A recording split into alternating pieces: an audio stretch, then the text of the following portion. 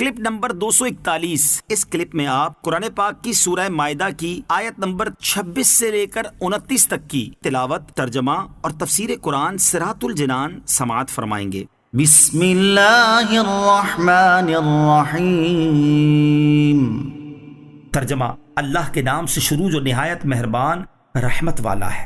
قال فإنها محرمة عليهم 40 سنة يتيهون في الأرض فلا تأس على القوم الفاسقين۔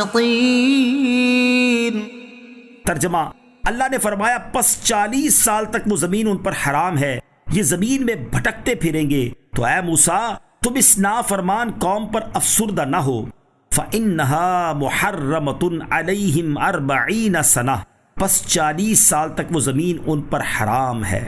بنی اسرائیل کی بزدلی اور حضرت موسیٰ علیہ السلام کے حکم پر عمل نہ کرنے کی سزا بنی اسرائیل کو یہ ملی کہ ان پر مقدس سرزمین 40 سال تک کے لیے حرام کر دی گئی، یعنی بنی اسرائیل اب مقدس سرزمین میں نہ داخل ہو سکیں گے۔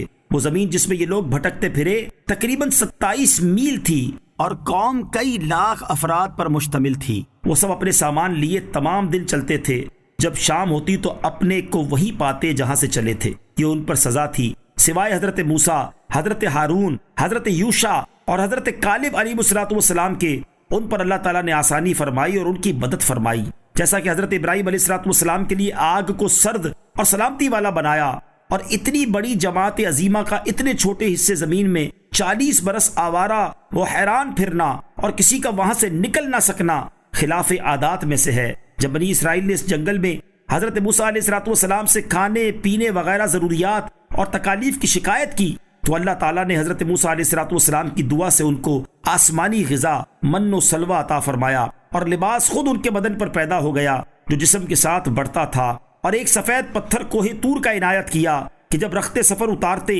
اور کسی وقت ٹھہرتے تو حضرت موسیٰ علیہ السلام اس پتھر پر عصا مارتے، اس سے بنی اسرائیل کے 12 گروہوں کے لیے 12 چشمے جاری ہو جاتے، اور سایہ کرنے کے لیے ایک بادل بھیجا، اور میدان تیہ میں جتنے لوگ داخل ہوئے تھے ان میں سے جو 20 سال سے زیادہ عمر کے تھے سب وہیں مر گئے، سوائے یوشع بن نون اور کالب بن یوکنہ کے۔ اور جن لوگوں نے ارض مقدسہ میں داخل ہونے سے انکار کیا ان میں سے کوئی بھی داخل نہ ہو سکا۔ اور کہا گیا کہ تیہ میں ہی حضرت ہارون اور حضرت موسیٰ علیہ السلام کی وفات ہوئی۔ حضرت موسیٰ علیہ السلام کی وفات سے 40 برس بعد حضرت یوشع علیہ السلام کو نبوت عطا کی گئی اور جبارین پر جہاد کا حکم دیا گیا۔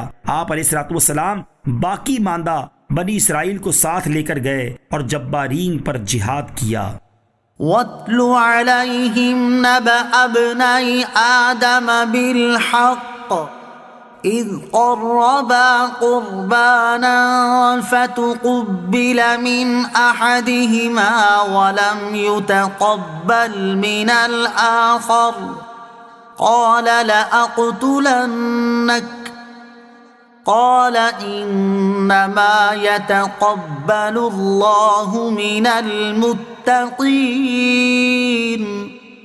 لئن بسطت الي يدك لتقتلني ما انا بباسط يدي اليك لاقتلك انی اخاف اللہ رب العالمین انی اريد ان تبوء بإثمی وإثمك فتكون من اصحاب النار وَذَلِكَ جَزَاءُ الظَّالِمِينَ۔ ترجمہ: اور اے حبیب انہیں آدم کے 2 بیٹوں کی سچی خبر پڑھ کر سناؤ۔ جب دونوں نے ایک ایک قربانی پیش کی تو ان میں سے ایک کی طرف سے قبول کر لی گئی اور دوسرے کی طرف سے قبول نہ کی گئی، تو دوسرا بولا میں ضرور تجھے قتل کر دوں گا۔ پہلے نے کہا اللہ صرف ڈرنے والوں سے قبول فرماتا ہے، بے شک اگر تو مجھے قتل کرنے کے لیے میری طرف اپنا ہاتھ بڑھائے گا تو میں تجھے قتل کرنے کے لیے اپنا ہاتھ تیری طرف نہیں بڑھاؤں گا۔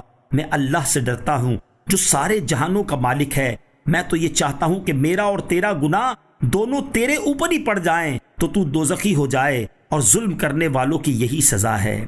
وَاتْلُ عَلَيْهِمْ نَبَأَ ابْنَيْ آدَمَ بِالْحَقِّ، اور انہیں آدم کے 2 بیٹوں کی سچی خبر پڑھ کر سناؤ۔